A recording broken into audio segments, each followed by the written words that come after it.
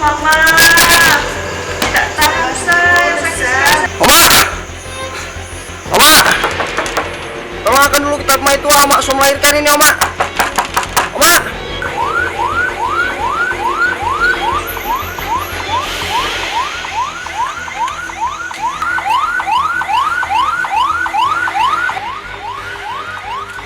Ses, ini Ses. Assalamualaikum. Kasihan yang mana? Oh, kan kita kemarin dulu kita pulang. Mana ini pasien? Ibu so lama sakit buruk. Kemarin ibu sempat pergi di rumah sakit tuh.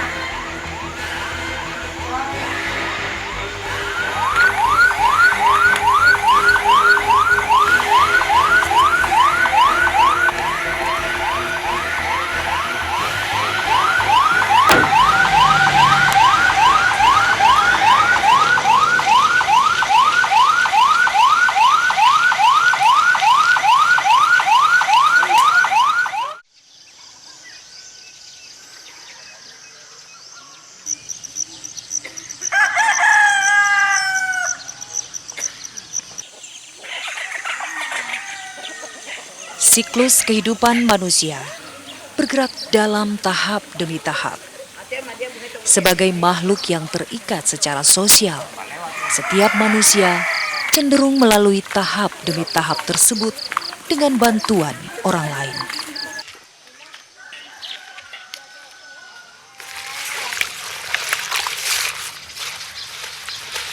Kalau ada babangka kaki ini ngomong obat dingin. Dalam proses reproduksi, seorang manusia butuh manusia lain yang bertugas menjaga kesehatan ibu dan janin, memastikan kelancaran persalinan, serta mendukung proses pertumbuhan manusia baru yang telah dilahirkan. Dalam kebudayaan Gorontalo, tugas ini diemban oleh seorang hulango. Hulango adalah sebuah istilah yang disematkan pada seseorang yang ahli dalam menangani ibu hamil dan bayi. Hulango haruslah seorang perempuan yang biasanya berusia lanjut. Meski profesi ini sekilas mirip dengan dukun beranak atau bidan kampung, hulango juga memiliki peran lain, yaitu melakukan sejumlah ritual adat yang berkaitan dengan kelahiran manusia baru dalam keyakinan orang Gorontalo.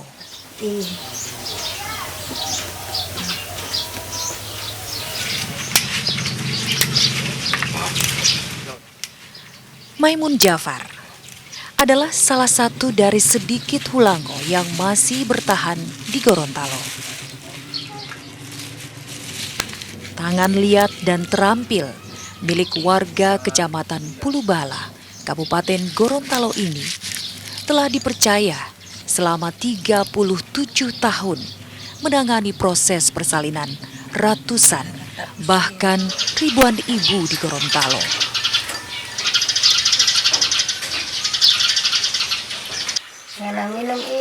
Oleh warga dan pengguna jasanya, perempuan berusia 68 tahun ini lebih akrab dipanggil Oma Ade. Iya.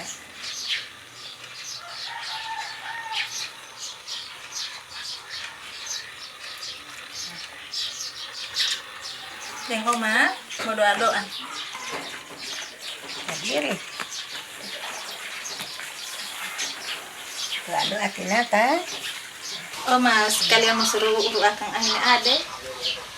Lemas-lemas ke badan. Sabaruru. Mau doa.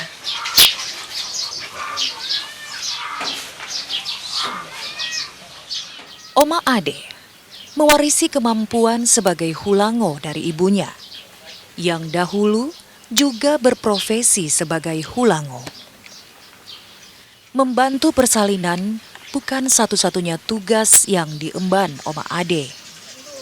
Ikatan antara hulango dan pasien dimulai sejak sang pasien mulai merasakan tanda-tanda kehamilan. Sepanjang masa kehamilan, Hulango bertugas menjauhkan sang ibu dari berbagai gangguan kesehatan dan rasa tidak nyaman. Metodenya adalah dengan pijatan, doa-doa, dan ramu-ramuan. Selain itu, sang Hulango juga harus terus memastikan janin dalam rahim berada pada posisi yang semestinya.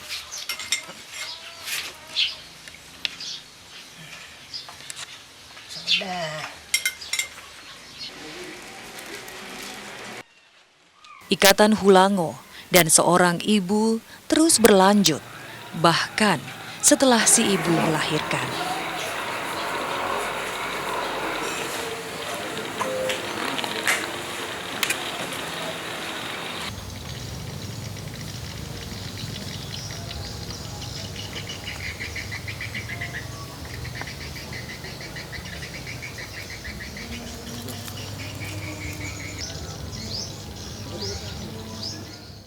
Dalam tahapan ini, seorang Hulango bertanggung jawab menanam ari-ari bayi yang baru dilahirkan, atau dalam bahasa Gorontalo disebut dodome.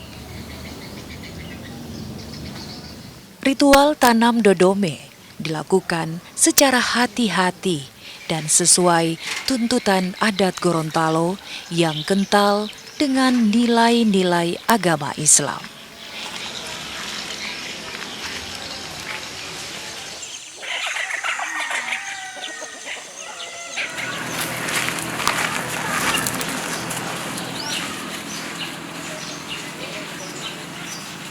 Assalamualaikum. Waalaikumsalam.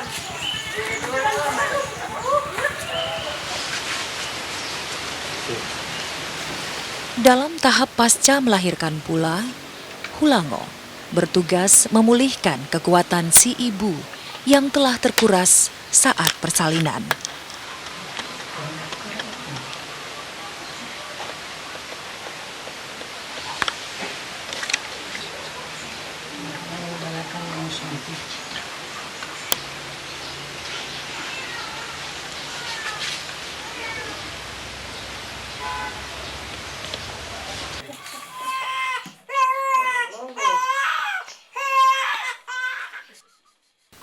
Pada masa-masa ini juga, seorang Hulango mengambil peran utama dalam mengasuh bayi yang baru dilahirkan, seraya melatih si ibu untuk dapat menangani bayinya sendiri ketika kelak kekuatannya telah pulih.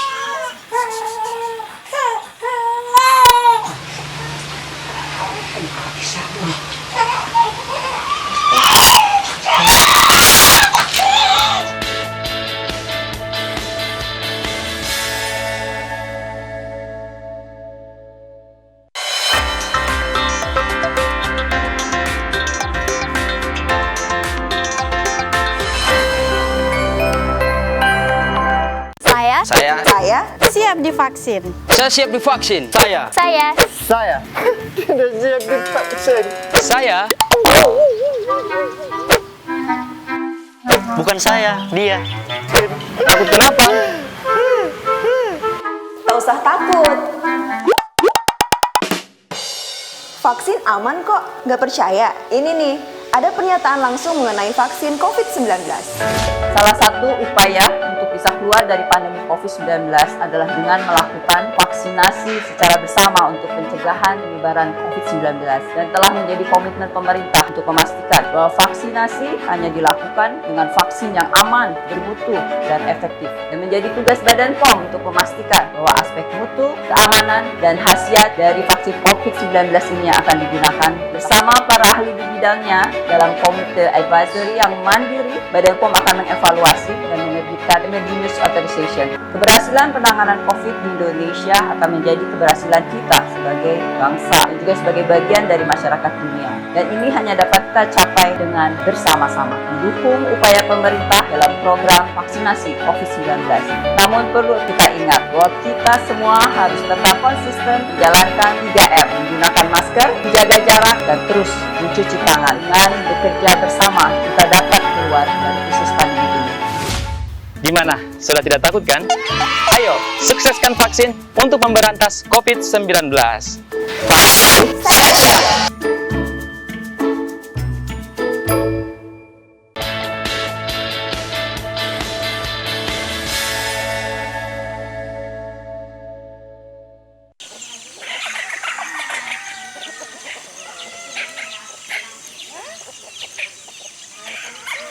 Mbak Ade, perkenalkan, nama saya Bidan Indah dari Puskesmas Kurbala. Saya di sini akan menjelaskan terkait tentang COVID-19. Sebagaimana kebanyakan profesi yang berkaitan dengan adat istiadat tradisional, Hulango juga menghadapi ancaman kepunahan. Modernisasi di bidang kesehatan dan kebidanan membuat jasa Hulango menjadi kurang begitu diminati. Hal ini diperparah dengan relatif sedikitnya kaum muda yang tertarik meneruskan tradisi menjadi Hulango. Oma Ade menuturkan, kerap seorang calon Hulango berhenti di tengah jalan karena tidak mampu menanggung rasa jijik dan takut melihat darah, air ketuban, atau perjuangan seorang ibu yang menyabung nyawa demi melahirkan seorang anak. Syarat menjadi Hulango pun tergolong berat. Selain harus memiliki pengetahuan tentang seluk-beluk kehamilan, pertumbuhan dan posisi janin, serta tanda-tanda persalinan, seorang Hulango juga dituntut untuk memahami filosofi dan nilai-nilai adat serta agama yang berkaitan dengan proses lahirnya manusia baru. Umurnya ya. Untuk K1 itu banyak ibu hamil yang selalu kunjungi ke Hulango dulu sama ibu adik, biasa begitu. Tidak langsung ke bidan desa karena mungkin orang takut atau mungkin karena segan dengan kita, makanya orang tidak mau telepon dari bidan desa atau petugas kesehatan. Orang lebih dekatnya itu dengan ibu adik kita. Jadi kalau bisa ada ibu hamil yang pertama kali datang Pak Ibu adik, langsung telepon bidan desa. Karena itu salah satu untuk meningkatkan orang program Puskesmas. Ya Om Ade ya. Mungkin hanya ini dari saya. Terima kasih banyak atas kesempatannya. Nanti kita mau telepon. Ada yang tidak tahu, ada yang tidak dimengerti, tolong tanyakan di saya. Telepon dari bidan desa.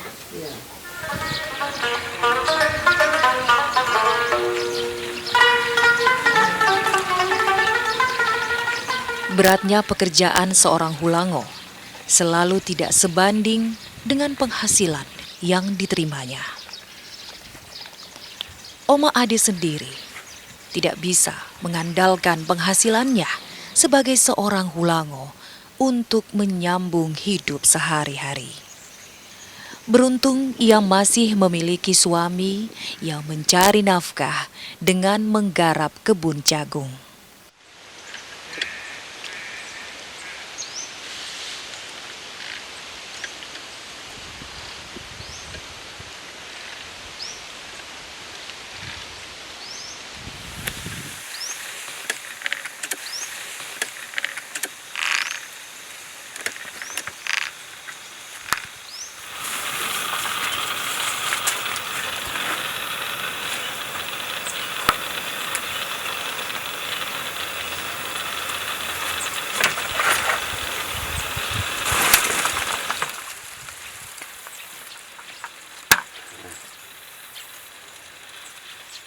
Di sela-sela pekerjaannya sebagai Hulango, Oma Ade rutin ke kebun membantu suaminya menyiangi gulma atau sekedar mengantarkan bekal makan siang.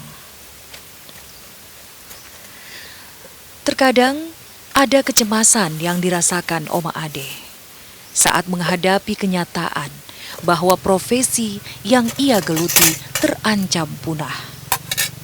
Sudah berulang kali ia mencoba mengajak kaum muda mempelajari keahlian Hulango. Tetapi usaha Oma Ade melestarikan tradisi ini selalu kandas. Terhalang apatisnya kaum muda akan tradisi warisan nenek moyang ini. Selesainya yang ada kerja. Salit sih. Berhenti dulu, ada kamar hujan. Hari tua itu.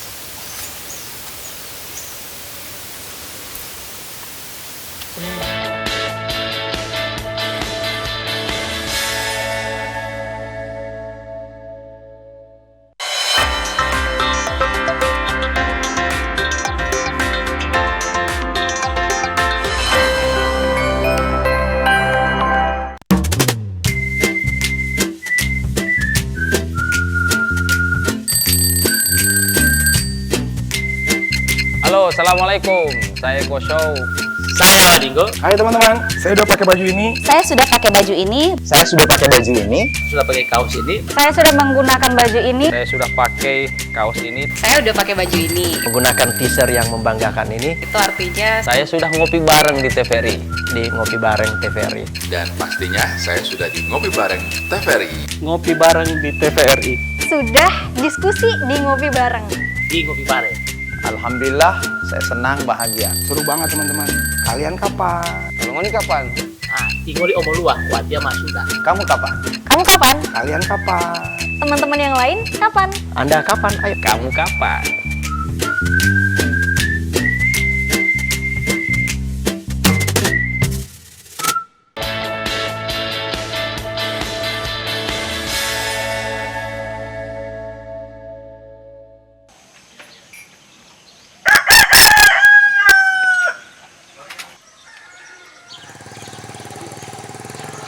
Keberadaan Hulango sendiri dapat dilacak sejak berdirinya Kerajaan Suwawa di Gorontalo. Sosiolog dan pemerhati sejarah Gorontalo, Alim Niode, menenggarai keberadaan Hulango telah hadir sejak abad 6 Masehi. Hulango itu terdiri dari dua kata, di mana di depan atau ada prefiks jadi Hulango, sebenarnya menunjuk kepada aktor atau person yang melakukan tindak merawat, menjaga seseorang atau banyak orang agar tidak sakit gitu ya. Sakit itu ditunjuk dengan kata lango, artinya lalat. Jadi kalau lalat ini di dalam pelajaran alam terkembang sebagai guru bagi para leluhur, ditemukan ini sumber penyebar penyakit. Tetapi mereka simbolkan kalau lango identik dengan penyakit, maka memuhu lango, mengusir lalat, itu berarti mengendalikan penyakit itu agar tidak datang kepada manusia.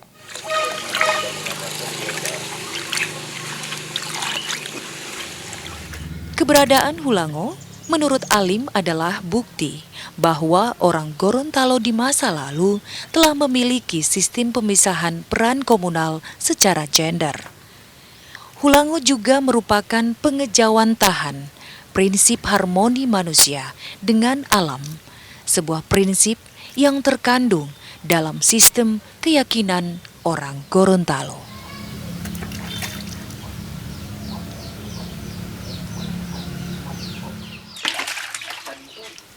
Sejak Orde Baru atau setelah pemerintah menjadikan penurunan angka kematian ibu dan bayi sebagai indikator strategi nasional, peran Hulango tereduksi menjadi sekedar dukun beranak atau bidan kampung. Posisi Hulango kemudian semakin dilematis manakala pemerintah mengikuti program Sustainable Development Goals yang digagas Persatuan Bangsa-Bangsa PBB. Keberhasilan program ini salah satunya ditentukan oleh penurunan angka kematian ibu dan bayi yang ditargetkan menjadi kurang dari 25 per 1000 kelahiran hidup pada tahun 2030. Peneliti dan aktivis pemberdayaan perempuan dari Universitas Negeri Gorontalo menuturkan, problem posisi Hulango dalam target SDGs sebetulnya dapat dipecahkan dengan pemberdayaan Hulango itu sendiri. Pemerintah dapat memanfaatkan kearifan lokal dalam tradisi Hulango dan menguatkannya dengan pelatihan-pelatihan ilmu kebidanan modern. Kita memang harus memberi pemahaman, pengetahuan, dan keterampilan dukun-dukun anak ini supaya dia lebih mengetahui tentang aspek-aspek medis. Karena kita tidak jarang juga kita lihat ada beberapa kasus yang misalnya proses melahirkan yang hanya ditangani oleh dukun kampung dan itu beresiko terhadap ibu dan bayi. Nah, ini yang harus kita waspadai ya, yang dimaksud tadi bahwa bagaimana dia bisa membantu dalam angka harapan hidup. Jadi bayi sehat, lahir sehat, selamat, ibu juga selamat. Nah, ini.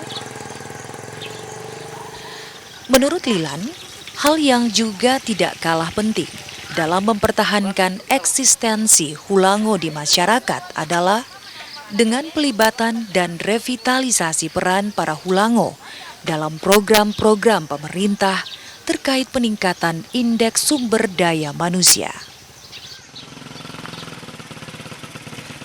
Revitalisasi peran Hulango bukanlah sesuatu yang mustahil. Alim Niode menuturkan, revitalisasi Hulango pernah terjadi ketika Islam memasuki Jazirah Gorontalo pada tahun 1525. Seiring perubahan, ketika Islam masuk Gorontalo pada 1525, maka adat yang dikembangkan dengan belajar dari alam ini kemudian disandingkan dengan syariat. Pada saat itu lalu ada sebutan atau prinsip adat bersendi, syarak bersendikan adat. Nah, di sini semua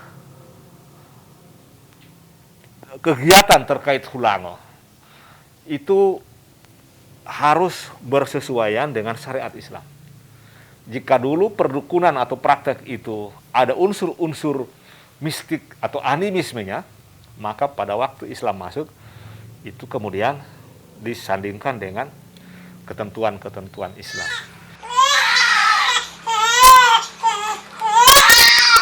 Alim meyakini keberadaan Hulango melekat dengan nilai-nilai adat Gorontalo, sehingga selama masyarakat Gorontalo masih memegang teguh nilai-nilai adat yang bersendikan syariat Islam, maka selama itu pula profesi Hulango beserta tradisi yang mengikutinya akan tetap hidup.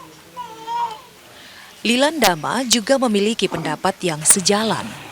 Menurutnya, Hulango dapat menjadi solusi untuk masalah sulitnya akses kesehatan masyarakat, terutama yang berada di pelosok. Ditambah lagi, masyarakat, terutama di lapisan bawah, masih memiliki keyakinan yang kuat akan kemampuan kearifan lokal dalam mengatasi masalah hidup sehari-hari. Bidan atau dukun anak itu lebih kelihatan lebih cepat tanggap dan lebih mudah dijangkau ketimbang mungkin susternya di desa itu, di kampung itu kurang atau jarang, bahkan jauh misalnya. Jadi Hulango ini yang betul-betul memang yang sangat dekat dengan proses di saat misalnya lahiran. Nah, ini tidak bisa kita hindari. Nah, itu yang saya bilang tadi bahwa kita harus memang memikirkan bagaimana program ini bisa menjadi Hulango tadi itu bisa menjadi partner di dalam kader kesehatan.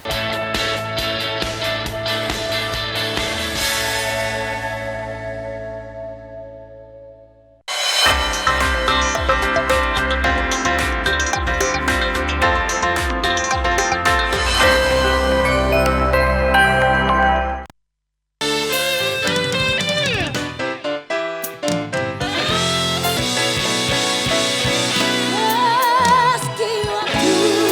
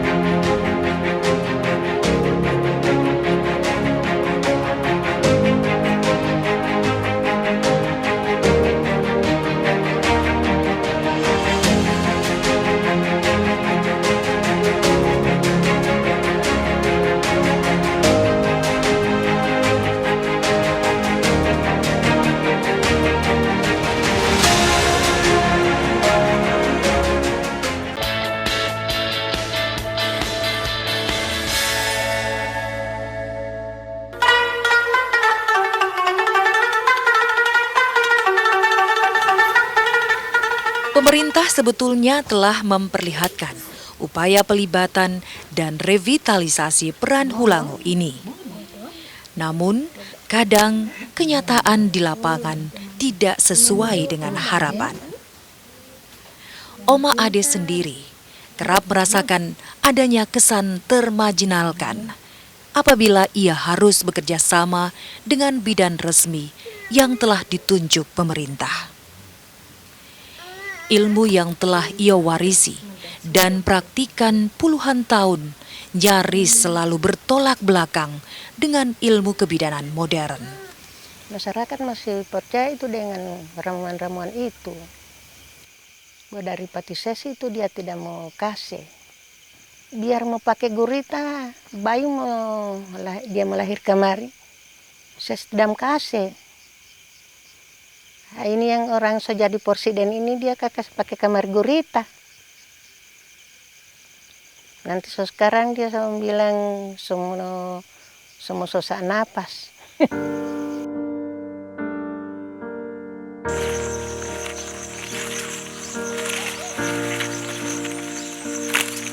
Di tengah semakin masifnya modernisasi di segala bidang, para Hulango seperti Oma Ade tetap berusaha menumbuhkan optimisme. Mereka percaya apa yang mereka lakukan senantiasa berangkat dari sikap ikhlas dan rendah hati, bahwa manusia adalah makhluk lemah yang tetap berusaha melahirkan generasi terbaiknya. Hulango akan tetap ada selama manusia meyakini dirinya adalah bagian dari harmoni alam. Dan Sang Maha Kuasa akan memberi pertolongan lewat orang-orang yang dianugerahi ilmu pengetahuan.